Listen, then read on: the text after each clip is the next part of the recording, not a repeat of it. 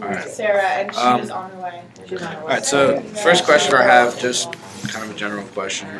What are your guys' general thoughts on this revealed distrust and division that has kind of come up in the last 10 years in our society? And do you agree or disagree with this whole theory that they proposed, and to what extent? I believe the media has affected the way we see our government and the trust we have in them, because so many different news stations are saying so many different things about the government and what they're trying to do that I think you trust the news stations when you're listening to them. You kind of just believe what you hear, and I think that has caused mistrust. What they think that means denotationally and then connotationally. So one of the things that I thought of when I read the article was this loss of faith, and I remember in my AP government class we talked about kind of the loss of faith in Congress and kind of democracy in America in the past 10 or 20 years. Do you think that has anything to do with this topic? At one point, I think right after the shutdown, I think there was a 10% approval rating of Congress. It might have even been a little bit higher, a little lower, but that's so bad because these people making decisions for us. But one thing that I did like from the topic was I don't think we can't fix today's leaders. You know what I'm saying? We can't fix the generation that's in there. Obviously, there's a lot of mistrust. There's a lot of misguidance, and even hatred and that's. There's a lot of polarization. It's really right now. There's 13 people ran in the 2012 elections. I only know 2. You know what I'm saying? That's the thing. So there is so much polarization, mistrust, and everything. And I don't think we're gonna fix what's there now, but I think there's definitely a role that college plays in fixing what is going to be in the future. That also goes back to the media, because the media is only portraying people in bad light. I know in my AP government class we talked about how the media isn't really serving the part of the media anymore, it's serving part of entertainment. So that's also a big part of the problem.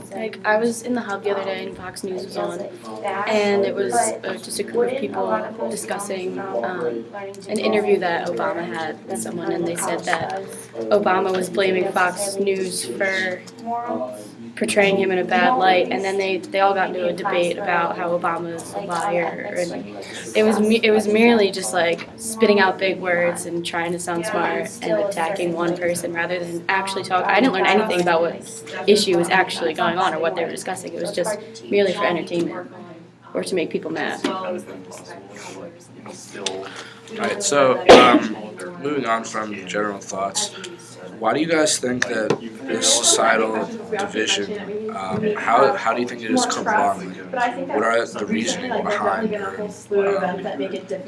causes behind this kind of division and mistrust, not only in the government in America, but also in the other spheres of our society?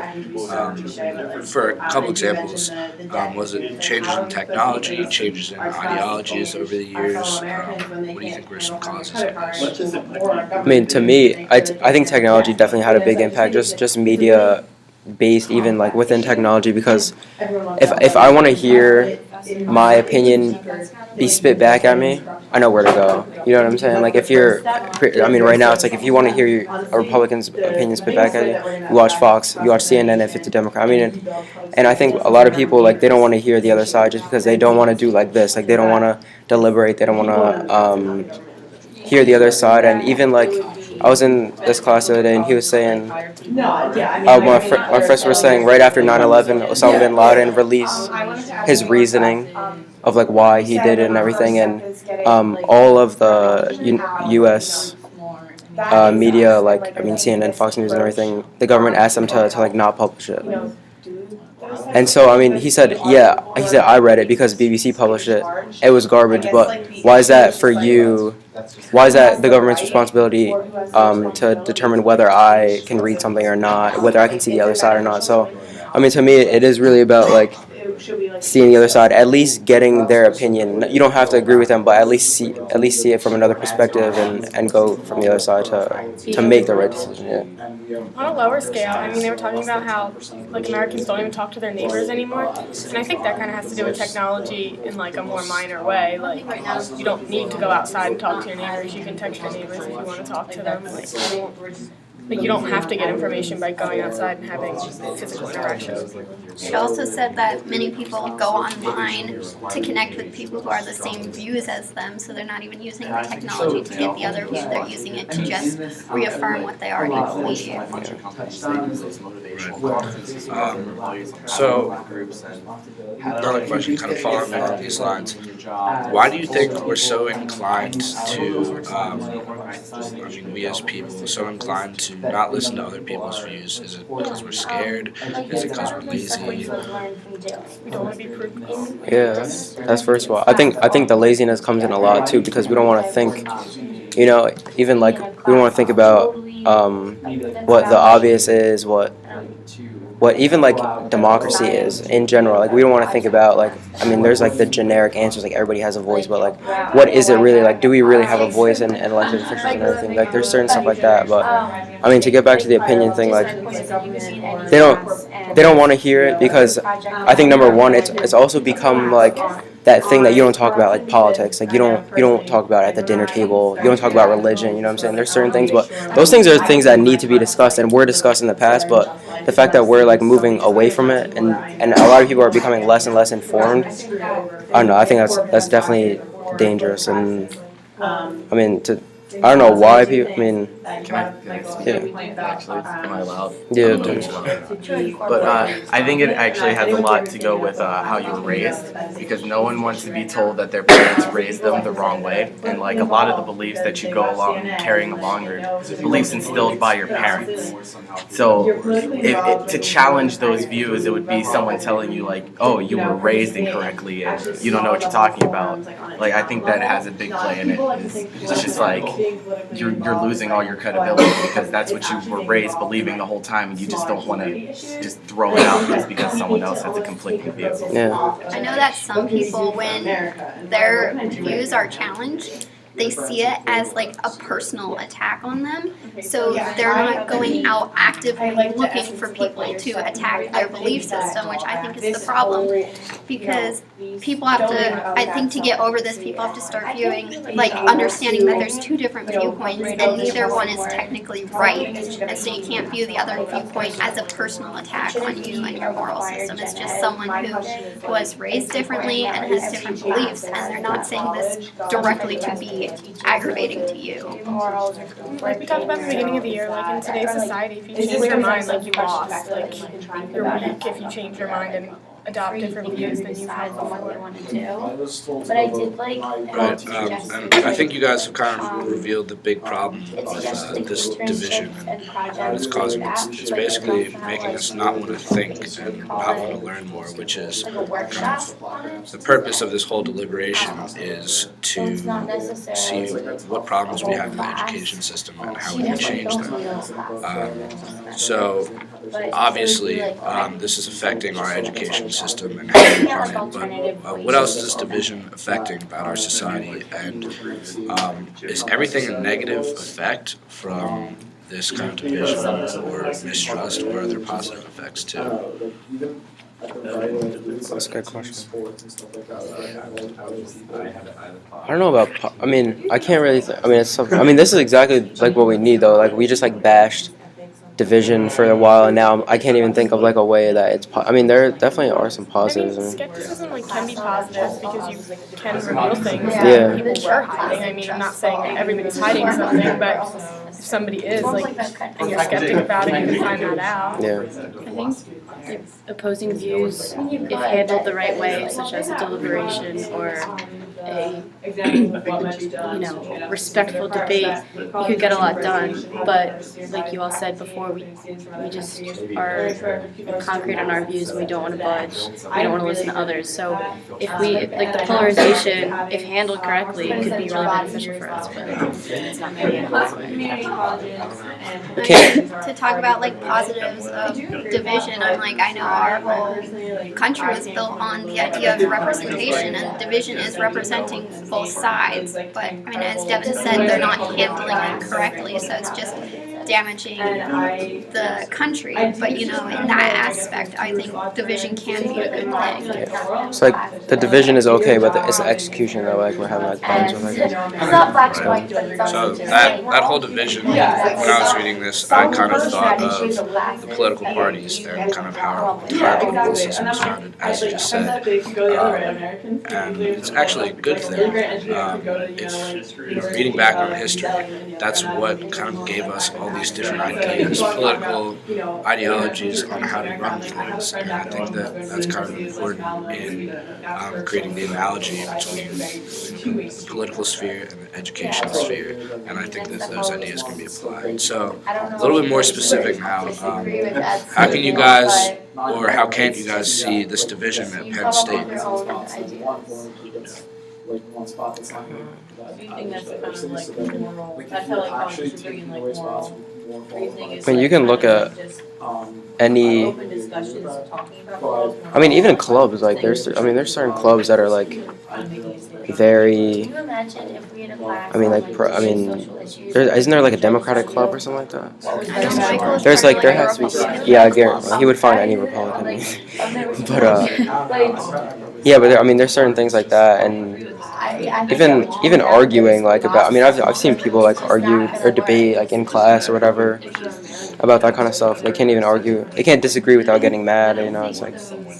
But I mean, so that's definitely a negative. But I don't know. Penn State. It's here. It's just not. I don't think it's as like obvious because then again, like not a lot of people talk about it.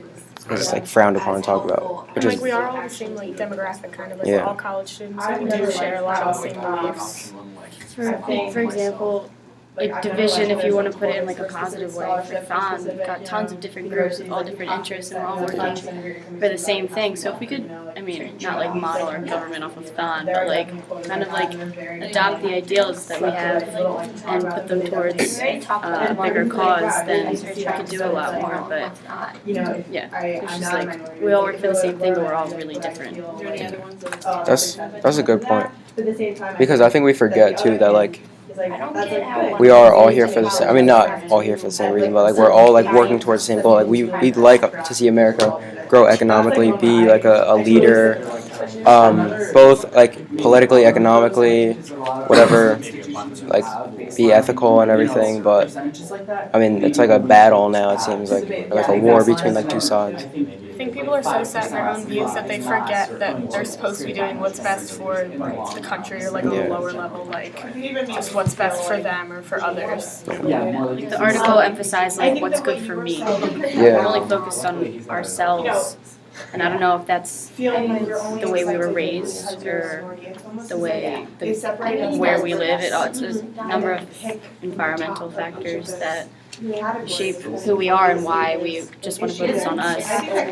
But we need to start focusing on the bigger picture. Right, and I think that this kind of like selfishness that has come about is a result of technology.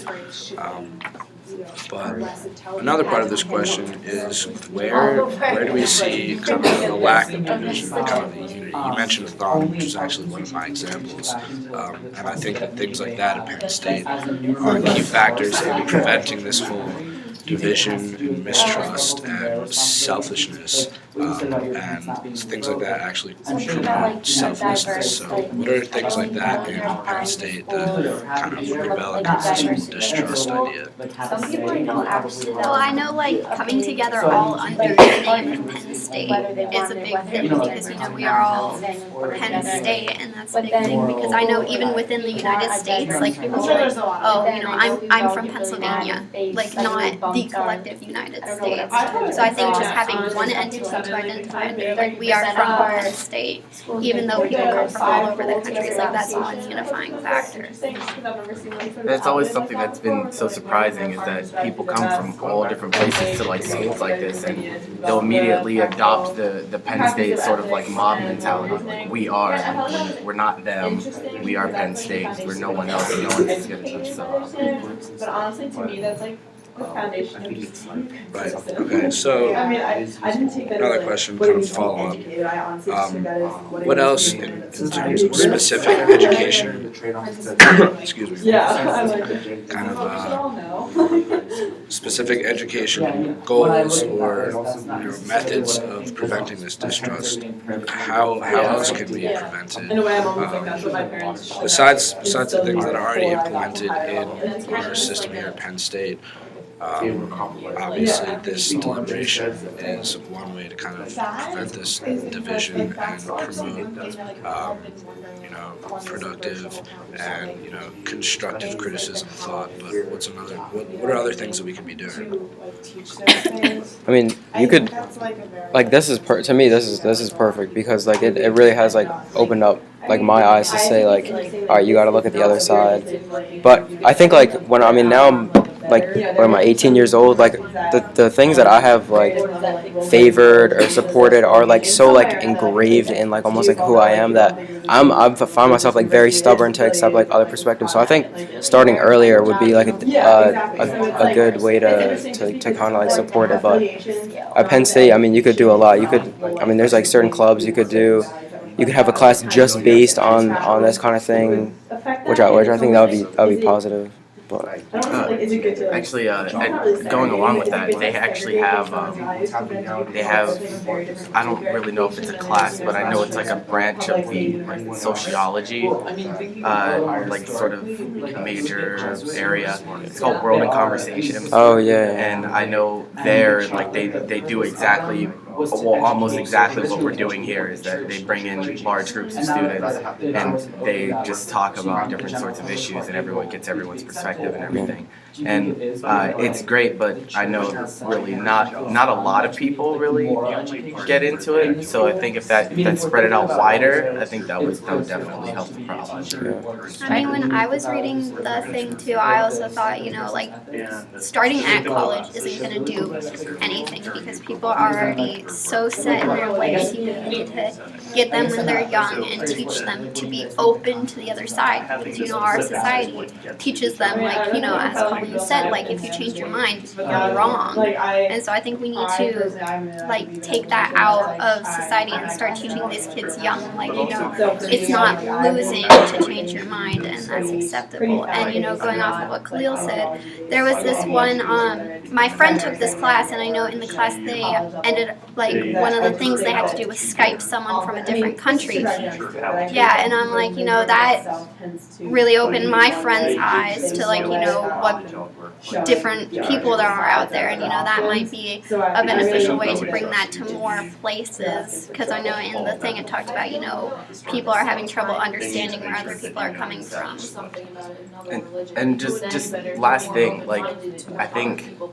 One of the biggest problems is that we're sort of raised to think that you can only have one side or the other. Like there's no middle ground. Like everything is black and white, and there's no type of gray area. And that's really not true. But I think people go on living this illusion, and that's why it's so hard to get them to accept other views because they think I have to pick one. I have to pick Democrat or Republican, or I can't have any views that cross over because you're not being faithful to that one. And I think that's a huge problem with how people view themselves. I agree with the fact that we need to start with the idea of open-mindedness early and do this early on in education. I think a problem with that is that, kids are still going to go home and talk to their parents, and their parents are either going to agree with them or they're going to tell them that what they're learning in school is wrong, or that they need to, follow their path. And so they're going to complain to the school board. Or they're going to, and there's so much parent involvement in our education system today that, like, I'm totally for starting it early and emphasizing it in schools, but will that change when the kids go home, or will it just cause a problem? Yeah. You guys talked about kind of starting young a lot.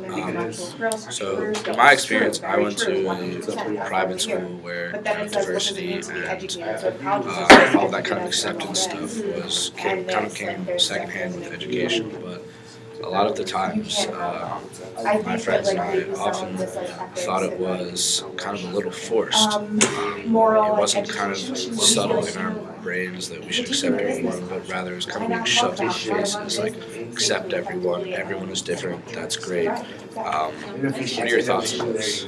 I guess it's like an issue that they have to shove it in people's faces, you know? Like, I feel like that should be something that comes naturally, like accepting that other people are different. I get when you're young, you only see like the same people for a while, and then you see someone different, and like it's confusing at first, but like I don't think it should have to be shoved in people's faces, I think. I mean, I get people are all different in their views, and some people just aren't going to accept it. There's also a difference between like teaching someone about diversity and like, for lack of a better word, preaching to someone about diversity. I mean, I don't know the ways you go about teaching, but it shouldn't be forced or shoved because it's not, one person's belief that everyone is different. It's kind of something that just should be known. Everyone's different. It should be accepted. And I went to school in England, and one of our required classes was host nation. And, we went in and we learned about the British people and, England and English history. And, to me, that it was another class. It was like math. I didn't feel like it was being forced in my face, but, it was a class that was basically all about diversity, saying, you are an American child and the English people are going to be different than you. But, it was just it was a normal day thing. Oh, where are you going next? Oh, I'm going to host nation, I'm going to go learn about diversity. I don't know, I'm kind of with you. Like, when I first came to Penn State, like, they put, like, a lot of, like, minority students in the same, like, program or whatever, and really, like, shoved down our throat. Listen, guys, like, you gotta accept other people, like, there's not a lot of minorities at Penn State, there's, like, this, and I was, like, at the end, like, at that point, I was just, like, I don't want to hear it anymore. So there's a certain point where you just gotta teach it instead of preaching, but, I mean, how do you do that? I don't know. Like, I'm not I mean, the problem could be that they're not learning this when they're younger, so, that's coming true, to college, people have to force it down your throat because this is something very important, and if you were never taught it, learning it all like that is gonna feel like it's being shoved down your throat. Yeah, that's true. Repetition can kill anything. Yeah. Like you said, we were on orientation. It was 2 days, and like the amount of times I heard diversity. Yeah. Shut up. Just the right time to kind of switch. So if you're in the process of winding down, please switch so that the other moderators